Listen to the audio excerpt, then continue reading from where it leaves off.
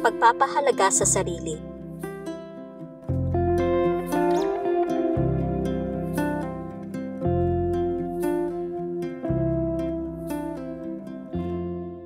Sa lahat ng mapangwasak na mga kadahilanan na may kaugnayan sa paghatol, ang sakit ay marahil ang pinakamapangwasak. Alam nating lahat na ang emosyonal na kalusugan ay maaaring lumala sa pamamagitan ng pagkakasala ng paghatol. Ang ganitong pagkakasala ay nakabatay sa takot at nagiging sanhi ng depresyon at pagkabalisa, bukod pa sa nauugnay sa bawat negatibong emosyon. Sa kasamaang palad, hindi natin nakikilala na ang ating pagtanggap sa paghatol ay sumisira din sa ating pisikal na kalusugan. Sa katunayan, sinasabi ng Biblia na ito ay sanhi ng sakit at kamatayan. Sa kanyang unang liham sa mga mananampalataya sa Korinto, ibinahagi ni Pablo kung paano maaaring maging isang nagbibigay buhay na karanasan ng komunyon o ang hapunan ng Panginoon. Sinabi ni Jesus, ang kopang ito ay ang bagong tipan sa aking dugo. Gawin ninyo ito tuwing iinumin ninyo sa pag-aalala sa akin. Una, mga taga-Korinto, Kabanata 11, taludtod 25. Sa talatang 26, sinabi ni Pablo na sa paggawa nito, ipinapahayag natin ang kamatayan ng Panginoon hanggang sa siya ay dumating. Sa talata 27, binalaan niya tayo na huwag kainin ang tinapay na ito at inumin ang kopang ito ng Panginoon ng hindi karapat-dapat. Para sa marami, ang pinakamahirap na bahagi ng talatang ito ay ang pagsisikap na maunawaan kung anong ibig sabihin ng makibahagi ng hindi karapat-dapat. Sa talatang 28, mababasa natin, dapat buhat suriin ng tao ang kanyang sarili at sa gayoy kumain siya ng tinapay na yaon at uminom ng kopang yaon. Ang ibig sabihin ng salitang suriin ay pag-inspeksyon para sa pag-aproba. Ito ay hindi isang panloob na pag-audit para sa kasalanan. Ang layunin ay tumingin sa loob at ipaalala sa ating sarili ang cross ni Kristo, kung ano ang binili ng kanyang dugo para sa atin, at kung bakit natin sinang-ayunan ang kanyang sakripisyo. Ang relihiyon, paaralan at buhay na pangkalahatan ay nagturo sa atin na tingnan ang sarili nating mga puso at itanong ang tanong na, ano ang mali sa akin? Tinitingnan natin ang ating mga puso at sinasabing, kailangan kong hanapin kung ano ang mali para maayos ko ang problema. Ito ay kabaliktaran lamang ng turo ni Pablo. Kung gusto nating lutasin ang problema, kailangan nating hanapin kung ano ang tama sa atin. Kaya't sinabi ni Pablo, suriin mo ang iyong sarili para sa pagsang-ayon. Tingnan mo ang iyong puso at subukan mong hanapin kung ano ang nagdudulot sa iyo ng pagsang-ayon. Bueno, ano ang nagdudulot sa atin ng pag-aproba? Ang natapos na gawain ni Jesus ay ang tanging bagay na kwalipikado sa atin sa harap ng Diyos. Ang nagawa ni Jesucristo sa pamamagitan ng kanyang kamatayan, paglibing at pagkabuhay muli. Kinuha niya ang parusa para sa atin. Hindi natin kailangang mamuhay sa ilalim ng bigat na iyon. Tinanggap niya ang kaparusahan para sa ating mga kasalanan. Kaya hindi natin kailangang matakot sa parusa. Napunta siya sa impyerno sa ating lugar kaya hindi natin kailangang pumunta sa impyerno. Dinaig niya ang ating mga kasalanan kaya hindi natin kailangang labanan ang labang iyon. Nakuha niya ang katuwiran at ibinigay ito sa atin bilang isang libreng regalo, kaya hindi natin kailangang kumita. Ginawa rin niya tayong maging karapat-dapat para sa lahat ng pangako ng Diyos. Sa madaling salita, siya ang ating katuwiran. Siya ang ating kwalifikasyon. Tayo ay sinang-ayunan sa Kanya, gaya ng sinabi sa Kolosas, Kabanata 2, taludtod 10. Sa Kanya, tayo ay naging ganap. Sa kasamaang palad, ang legalismo ay nagdulot sa atin na tumingin sa ating mga gawa bilang batayan para sa ating pagsang-ayon sa Diyos. Gayunpaman, hindi malilinis sa mga patay na gawa ang ating budhi. Ano man ang nagawa nating tama, ang mga bagay na nagawa nating mali ay namumuo sa ating mga ulo na parang gilutin na naghihintay na mahulog sa paghatol. Balikan ang pagtuturo ni Pablo. Ipinaalala niya sa atin na ang communion ay dapat gawin bilang pag-alala kay Jesus at sa kanyang natapos na gawain. Hindi ito tungkol sa atin. Ito ay tungkol sa atin sa kanya. Sinasabi ng unang Korinto, Kabanata 11, taludtod 20. Sapagkat ang kumakain at umiinom sa di karapat-dapat na paraan ay kumakain at umiinom ng kahatulan sa kanyang sarili, na hindi kinikilala ang katawan ng Panginoon. Tandaan, ginagawa natin ito ng hindi karapat-dapat kapag hindi natin nasumpungan ang ating sarili na sinang-ayunan kay Kristo. Ang salitang paghatol dito ay kapareho ng salitang pagkondina. Ang pagkundina ay isang pakiramdam ng pagkakasala kung saan inaasahan ng isang tao ang kaparusahan. Ito ay resulta ng paghatol, paghuhusga man sa sarili o paghuhusga ng iba sa atin. Kung tatanggapin natin ang paghatol ng sinuman maliban sa Diyos, makikita natin ang ating sarili na hindi karapat-dapat. Pagkatapos ay inaasahan natin ang parusa.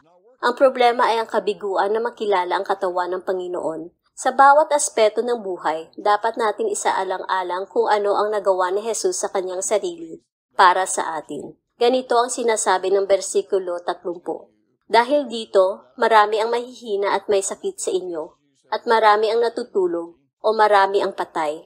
Ang katotohanan na hindi natin sinusuri ang ating sarili at nakahanap ng pagsang-ayon sa liwanag na ginawa ni Jesus sa krus.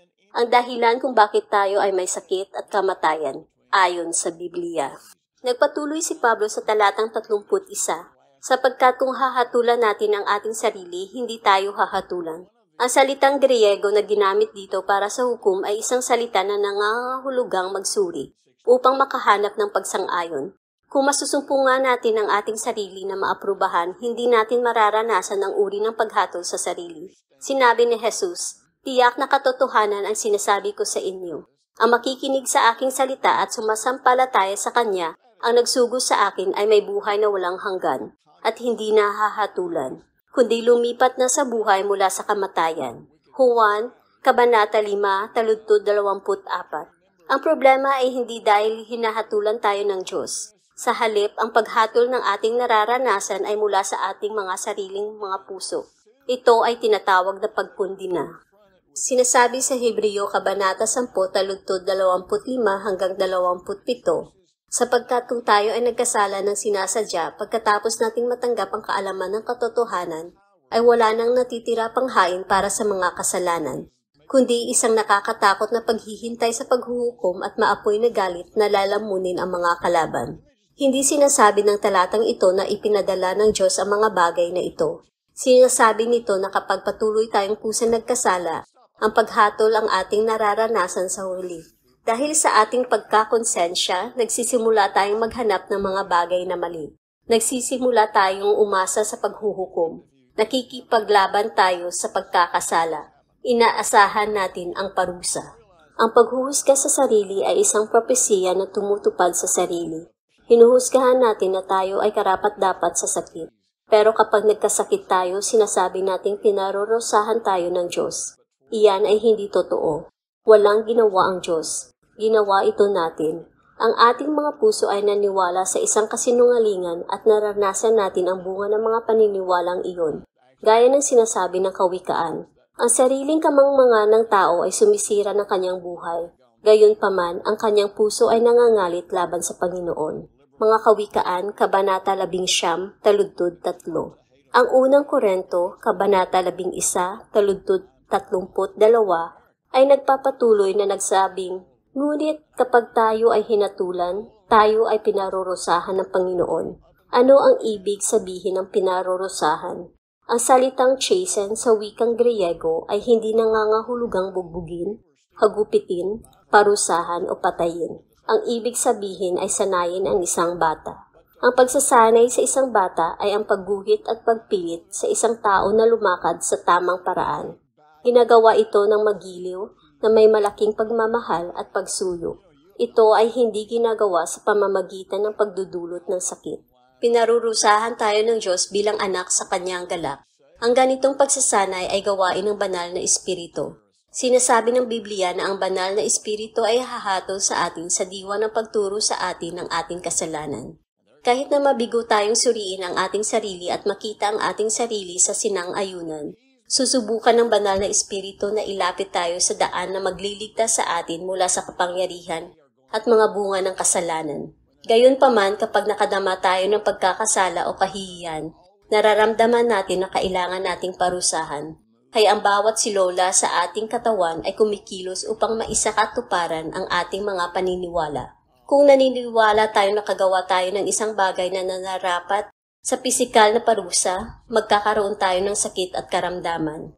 Kung naniniwala tayo na hindi tayo karapat-dapat na magtagumpay, ngunit magsisimulang magtagumpay, kung gayon ang ating mga damdamin o ang maging ating mga pisikal na katawan ay gagana upang ihinto ang ating tagumpay. Mayroong dose-dosenang mga paraan upang maimpluwensyahan ang ating mga puso. Ang pinakamahalagang impluwensya ay ang paniniwala na tayo ay mga bagong nilikha kay Jesus. Tayo ay matuwid, iniligtas mula sa sumpa ng batas, at karapat-dapat sa bawat pangako ng Diyos. Ito dapat ang ating pangkalahatang pananaw sa buhay. Dapat ito lang ang paraan ng pag-iisip natin sa ating sarili. Kung hindi, dapat nating gawin ang lahat para maisulat ang katotohanan ito sa ating mga puso. Kaya sa susunod na masusumpungan mo ang iyong sarili na dumaranas ng pagdurusa sa pag-iisip, pagkakaramdam o sakit, maupo ka lang, magpahinga, at buksan ang iyong puso sa Diyos. Pagkatapos ay magsimulang kilalanin ang ilang katotohanan. Tingnan mo ang iyong puso at sabihing hindi ko kailangan ang sakit na ito. Ano man ang maaaring nagawa ko, hindi ako karapat-dapat sa sakit na ito. Kinuha ni Jesus ang sumpa ng batas para sa akin. Nararapat lamang sa akin ang ibinigay ni Jesus nang siya'y namatay. Pagkatapos ay kilalanin. Ang sakit na ito, ang karamdaman na ito, ang paghihirap na ito ay hindi nakakatulong. Hindi ako nakikinabang nito. Hindi ito nagdudulot ng anumang makadiyos na layunin sa aking buhay. Pinipili kong pabayaan ito. Sa iyong puso sabihin lang, ipinababayaan ko na ito, ilalabas ko na ito ngayon. Jesus, palayain mo ako mula rito. Hindi ko kailangang magkaroon nito. Pakakawalan ko ito ngayon. Karaniwan sa loob ng ilang minuto, makikita mo na ang emosyon o pisikal na sakit ay nagsisimulang mawala. Kung naniniwala ka na ang sakit sa iyong buhay ay parusa mula sa Diyos, walang ginhawa para sa iyo. Gugulin mo ang iyong buhay sa pagbabayad ng penitensya para sa iyong pagkakamali. Hindi ka magiging ganap na malaya sa kapangyarihan ng kasalanan. Hinihiling ko sa iyo na itigil ang sakit. Itigil ang paninisi sa Diyos. Sa pamamagitan ng pagpapalaya sa iyong sarili mula sa paghatol, magkakaroon ka ng pagkakataong sirain ang sirkulo ng buhay ng malalang karamdaman at sakit. Palalayain mo ang iyong sarili upang maranasan ang biyaya ng Diyos. Nagagawa sa iyo na mabuhay ng higit sa kontrol ng mga paghatol at parusa sa buhay.